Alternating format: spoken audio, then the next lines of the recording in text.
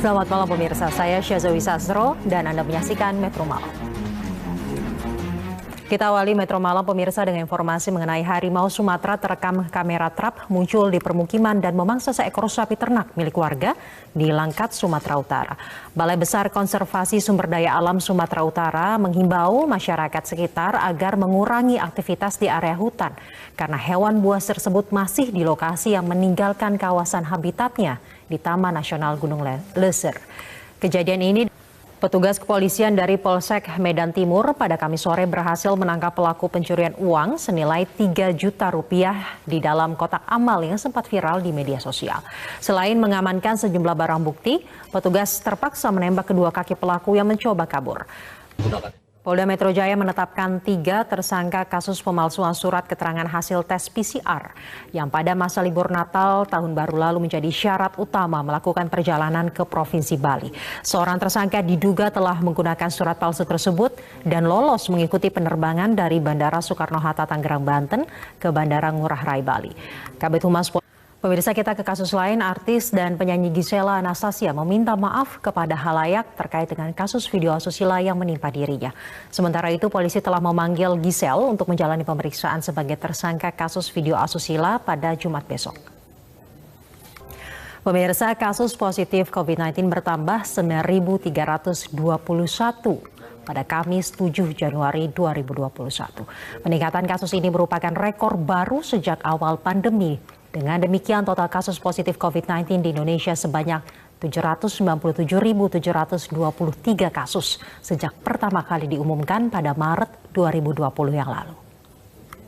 Menteri Dalam Negeri Tito Karnavian menginstruksikan para gubernur dan bupati wali kota terkait kebijakan pembatasan kegiatan masyarakat.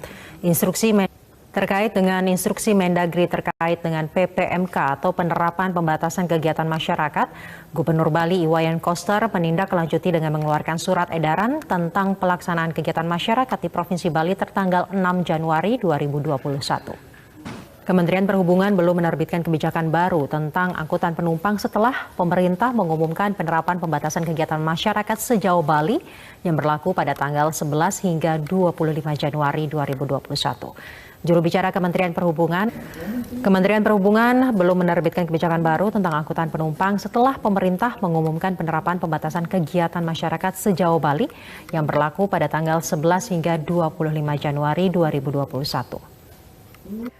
Pemirsa, Abu Bakar Ba'asyir segera bebas murni dari Lapas Gunung Sindur, Kabupaten Bogor pada Jumat 8 Januari 2021 atau besok hari. Berbagai persiapan pun dilakukan seperti keamanan sekitar Lapas Gunung Sindur. Selengkapnya akan disampaikan oleh Minanti Rohanta langsung dari Lapas Gunung Sindur. Minanti, bagaimana pengamanan di sana pada malam hari ini menjelang pembebasan pada besok hari? Ya, Syaza, jadi dapat Minanti Rohanta, berarti dari informasi yang dapat Anda simpulkan di sana bahwa Abu Bakar Ba'asyir usai bebas murni akan langsung pergi ke Ponpes Al-Mukmin, Ngeruki, Sukoharjo, Jawa Tengah. Betul begitu, Minanti? Ya, Syaza, memang itu informasi yang kami dapatkan di sini. Memang ketika bebas murni dari Lapas Gunung Sindur akan... Baik, Minanti Rohanta, terima kasih laporannya langsung dari Lapas Gunung Sindur dan kami akan menunggu bagaimana perkembangannya nanti. Pemirsa, Presiden Republik Indonesia Joko Widodo meresmikan renovasi Masjid Istiqlal pada Kamis sore.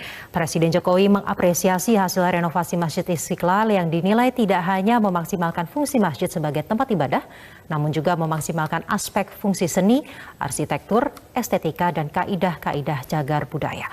Saat peresmian, pemirsa tetaplah bersama kami karena usai jeda pariwara kami masih akan kembali dengan informasi lain. Pemirsa, isu apa saja yang akan diulas oleh Media Indonesia akan kita bahas bersama editor harian Media Indonesia.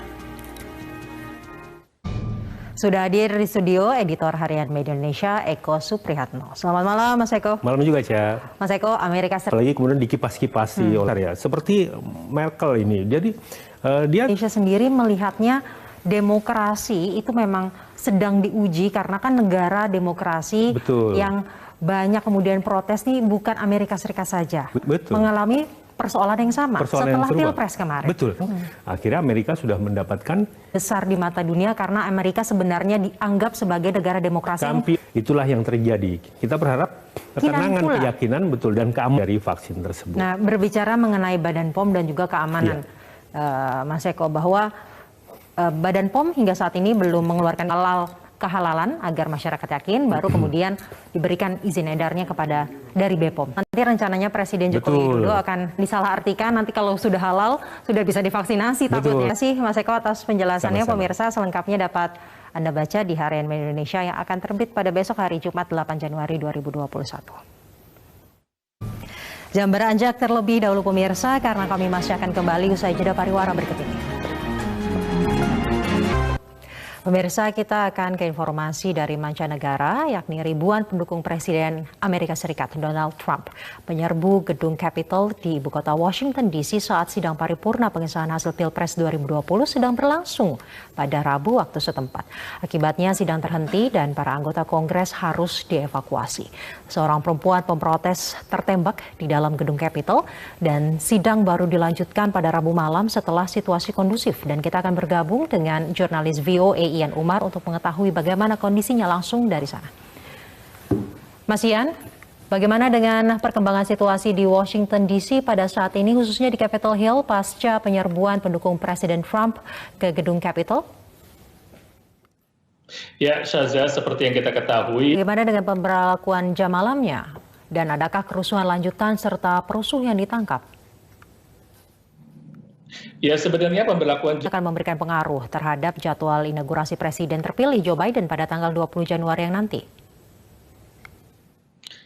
Sejauh ini, Ian Umar, terima kasih sudah bergabung dengan kami langsung dari Washington DC. Pemirsa, sejumlah kepala negara merespon aksi unjuk rasa massa pro-Trump di Capitol Hill, Amerika Serikat yang menolak pengesahan Joe Biden sebagai Presiden terpilih. Selain itu, beberapa warga dunia juga merespon aksi unjuk rasa massa pro-Trump di Capitol Hill, Amerika Serikat yang menolak pengesahan Joe Biden sebagai presiden terpilih. Salah satunya adalah pembawa acara terkenal Amerika Serikat, Jimmy Kimmel. Pemirsa, pasukan militer Suriah merespon serangan misil Israel pada sebuah target di selatan ibu kota Damaskus pada Rabu malam. Pihak militer Suriah mengatakan pasukan angkatan udara setidaknya 5 orang warga sipil tewas dan 5 lainnya terluka akibat serangan yang terjadi di wilayah Lashkargah yang merupakan ibu kota dari Provinsi Helmand, Afghanistan. Selain itu, pemirsa, lagu Every Day is Like Sunday dari Morrissey akan menutup Metro Malam pada hari ini. Saya Syaza Wisasro bersama teman-teman yang bertugas mengucapkan terima kasih pemirsa atas perhatian Anda dan sampai jumpa.